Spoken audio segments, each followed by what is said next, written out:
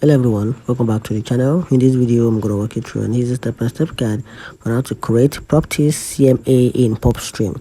So to get started, we'll quick guide and analysis on how to create the properties CMA in PropStream. So to get started, log into your PropStream account using your account credentials.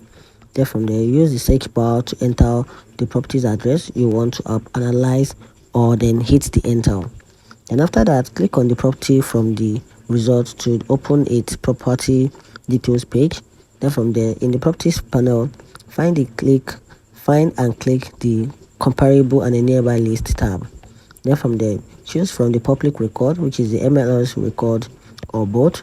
Then use the filter to refine your corpus. So adjust the sales date, which is the bet or bait, or the bet or bait discounts, the distance or square footage, or any other information provided. Then from there, select the comparable properties you want to include in any CMA by checking the box next to them. Then from there, click the action.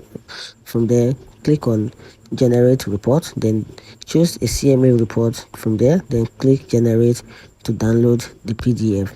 And that's how you can simply create a property CMA in PropStream. Find the video helpful, turn the notification button and follow for more. Thank you.